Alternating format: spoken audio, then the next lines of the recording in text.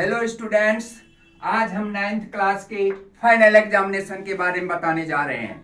हर student को 9th class के हर student को मन में एक चीज पैदा होता है, वह क्या है कि कैसे हमें कम समय में अब हर सब्जेक्ट को कंप्लीट करें।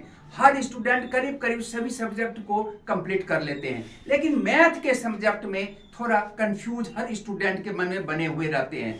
अब मैथ के जब मन में रहते हैं तो उसे हम कैसे कंप्लीट करें। देखिए, मैथ को कंप्लीट करने के लिए बहुत इजीली पूर्वक आप उसे सॉल्व कर करके कम समय में, कम समय का मतलब ये कि आपको फरवरी में एग्जाम होगा तो 1-1.5 महीना है बचा हुआ, 1-1.5 महीना में आपकी मैथ को कंप्लीट करना। नए सिलेबस के आधार से आपको यह भी मालूम होगा कि बुक में जो होते हैं पूरी बुक से आते हैं आजकल मैथ फाइनल के पेपर में, ये भी आपको मालूम है। तो मैथ को जो भी बुक आएंगे आपको क्वेश्चन पेपर जो बनते हैं यह एनसीईआरटी के बुक से ही आते हैं और इसके हेल्पिंग बुक लेते हैं। जैसे suppose that R D Sharma का ले लिए, आर डी शर्मा से क्वेश्चन आप सॉल्व कर सकते हैं, बट लेकिन आपको कंप्लीटली ढंग से आपको एनसीईआरटी का ही बुक, एनसीईआरटी के ही बुक से हर चैप्टर को सॉल्व करना होगा। यह इसमें अभी बहुत सी चैप्टरें जो होती है कट गया है, बहुत कम चैप्टर बचा हुआ है, लेकिन इस चैप्टर में से भी कुछ होते हैं कि बहुत इंपॉर्टेंट चैप्टर होते हैं, उसकी हमें 9th क्लास के हर स्टूडेंट को तैयार करना है। अब देखिए, हम आपको 4 सवाल रखे हैं। यह पहला सवाल यह है कि मैथ कंप्लीट कैसे होगा। आपको वास्तव में कैसे होगा, हर विद्यार्थी को मन में यह पैदा होता है कि कैसे हम कम समय में पैदा हुआ कि कैसे हमने इस क्वेश्चन को सॉल्व करें, ब्रेन में उत्पन्न हो जाता है तो उसको हम कैसे सॉल्व करें। तो इसके लिए हम मैथ कंप्लीट कैसे करें, तो उसके लिए आपको क्या करना होगा। पहला काम यह होगा, स्थिर से बैठिए, कॉपी लीजिए, कलम लीजिए और साथ साथ एनसीईआरटी का बुक उठाइए। एनसीईआरटी का बुक उठाने के बाद आप एनसीईआरटी में पर डे यह रूटीन बना लें कि 4 क्वेश्चन हर एक्सरसाइज से हम बनाते जाएं और सॉल्व करते जाएं। और आशा मैं रखता हूं, क्या आशा रखते हैं कि आपका समय के अंतर्गत में ही कंप्लीट हो जाएगा।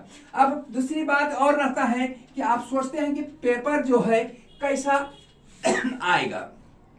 पेपर कोई बड़ी चीज नहीं है, पेपर चाहे एनसीईआरटी से आवे या कहीं से आवे, वो मतलब नहीं है। मतलब ये है कि पेपर जो होते हैं, हर पेपर में क्वेश्चन जो होते हैं एनसीईआरटी से ही आते हैं, और कुछ क्वेश्चन सब्जेक्टिव आते हैं, कुछ क्वेश्चन ऑब्जेक्टिव आते हैं। ऑब्जेक्टिव क्वेश्चन तभी आप सॉल्व कर सकेंगे जबकि एनसीईआरटी बुक से, इस एनसीईआरटी बुक से आप क्वेश्चन को सॉल्व कर चुके हैं। ऑब्जेक्टिव में भी ऑप्शन तभी करेक्ट कर सकते हैं जबकि आपके दिमाग में सॉल्व करने की क्षमता है। अगर प्रतिदिन आपने 4 घंटा नहीं, 2 घंटा नहीं, आधा घंटा नहीं, तो कम से कम 45 मिनट भी आप अगर यदि प्रतिदिन प्रैक्टिस करेंगे तो आपका कंप्लीट हो जाएगा पेपर कैसा आएगा, ये सॉल्व हो जाएगा। दूसरा बात है, तीसरी बात है मैथ का पेपर का इंपॉर्टेंट। आप कहते होंगे कि मैथ जो होते हैं यह इंपॉर्टेंट क्वेश्चन कैसे मिलेगा।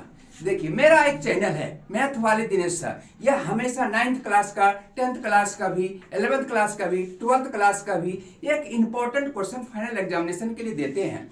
आप अगर यदि दिक्कत होती है किसी तरह का तो मैथ वाले दिनेश सर जो है उसके चैनल पर आप जाएं और चैनल पर जा कर करके आप देखें कि यह क्वेश्चन कितना इंपॉर्टेंट है। और इंपॉर्टेंट इतना क्वेश्चन रहते हैं कि आपको फाइनल पेपर में अवश्य में आता ही आता है। 90% होप रखिएगा, आएगा ही आएगा। इसके बाद आपको रहा चौथे में से कैलकुलेशन। कैलकुलेशन हमने गुना भाग करते हैं, तो बहुत लोग स्टूडेंट ने क्या करते हैं कि 2 सिरा को मैंने आपको दिए, एक सिरा दे दिए मोबाइल का, एक सिरा दे दिए कैलकुलेट का।